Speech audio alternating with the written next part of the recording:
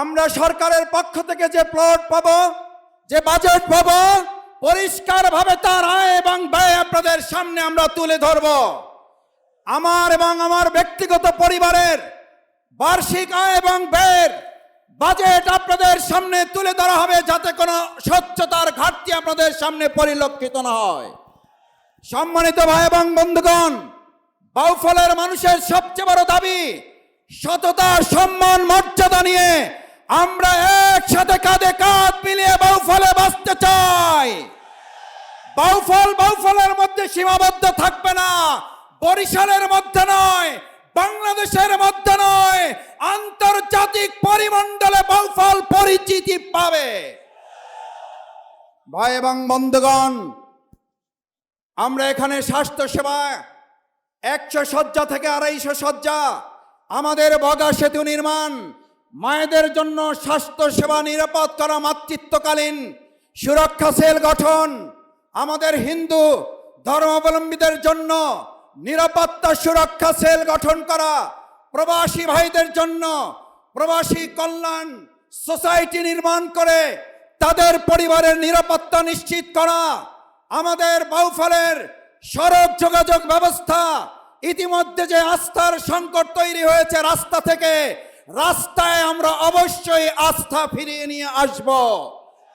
সম্মানিত ওলামায়ে কেরাম, এই বাউফল আলেম ওলামাদের পদ ভাড়ে এবং পদধূলিতে মুগ্ধ। আমি মাদ্রাসায় পড়াশোনা করেছি, এখনো আপনাদের ছাত্র হিসাবে স্নেহ, মায়া, মমতা, দোয়া নিয়ে আমি চলছি। আমি যেমন বিগত দিনে আপনাদের নফল রোজায় শামিল থেকেছি, আপনাদের তাহাজ্জুদের চোখের পানিতে আমাকে রেখেছেন, আমি আপনাদের কাছে অনুরোধ করতে চাই, আগামী 12 তারিখ শুধু নয়, যে কদিন বেঁচে থাকবো আপনাদের সেই স্নেহ, মমতা, দোয়ায় আমাকে আল্লাহর রাস্তায় আপনারা শামিল রাখবেন।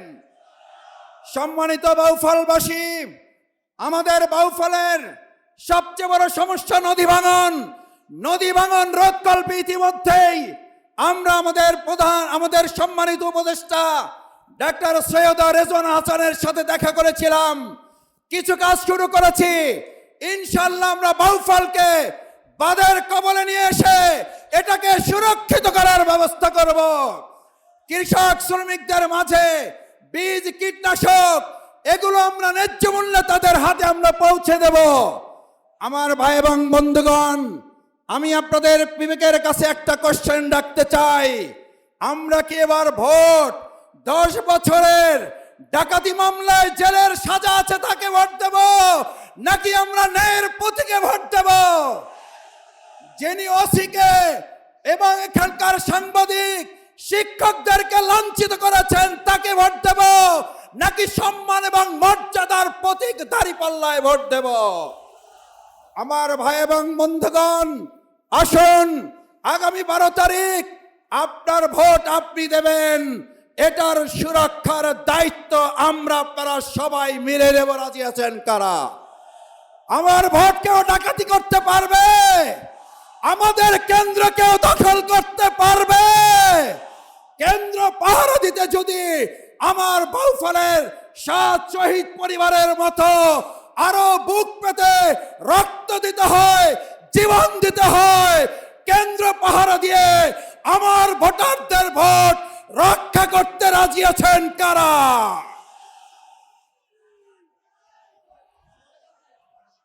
আমার ভাই এবং বন্ধুগণ, ইতিমধ্যেই আমরা লক্ষ্য করেছি আমাদের দাঁড়িপাল্লার এই গণজোয়ার ব্যাহত করার জন্য কেউ কেউ ষড়যন্ত্র করছেন।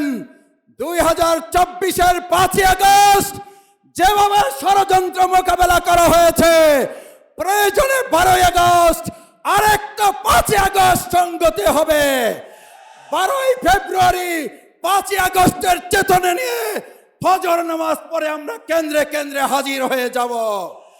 আসুন, আমার ভোট আমি দেব, যাকে খুশি তাকে দেব, সৎ, যোগ্য, দক্ষ দেখে দেব ইনশাআল্লাহ।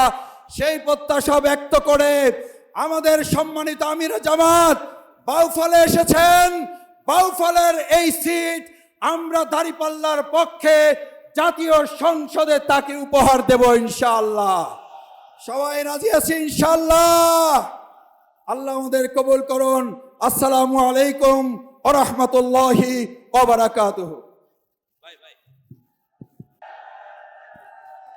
ডক্টর শফিকুল ইসলাম মাসুদ বক্তব্য রাখছেন। ডক্টর শফিকুল ইসলাম মাসুদ।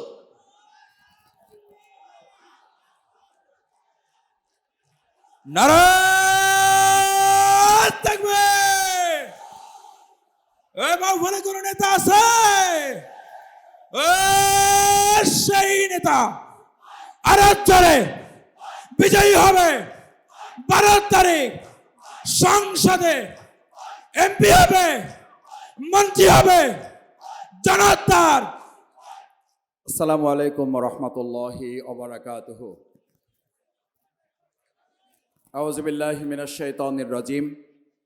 বিসমিল্লাহির রহমানির রহিম।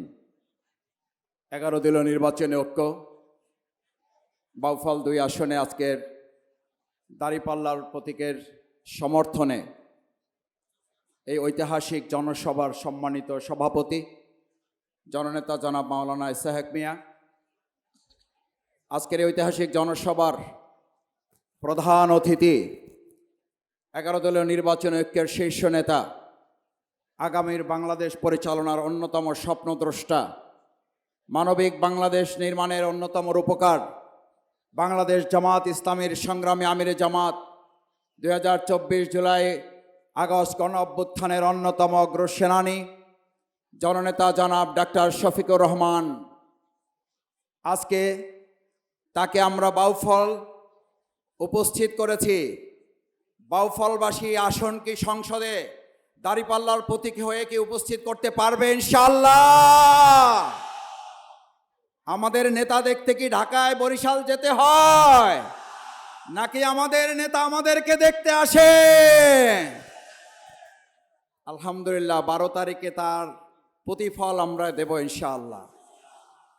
আজকের 11 দলীয় জোটের মনোনীত সম্মানিত সংসদ সদস্য প্রার্থীবৃন্দ, জামাতের অন্যান্য নেতৃবৃন্দ, 11 দলীয় জোটের সম্মানিত নেতৃবৃন্দ, জুলাই আগস্ট গণ অভ্যুত্থানের সবচেয়ে বড় সম্পদ শহীদ পরিবারের সম্মানিত সদস্যবৃন্দ, জুলাই আহত যোদ্ধাবৃন্দ, আমার সামনে উপস্থিত সম্মানিত ওলামায়ে কেরাম, শিক্ষক, বুদ্ধিজীবী, সাংবাদিক এবং হিন্দু ধর্মাবলম্বী আমার সম্মানিত ভাইয়েরা, আমার হাতের ডান পাশে অবস্থান করা সকাল থেকে কষ্ট করে বিভিন্ন প্রত্যন্ত অঞ্চল থেকে মা এবং বোনেরা, আমাদের প্রধান অতিথি এখনই আমাদের সামনে বক্তব্য রাখবেন।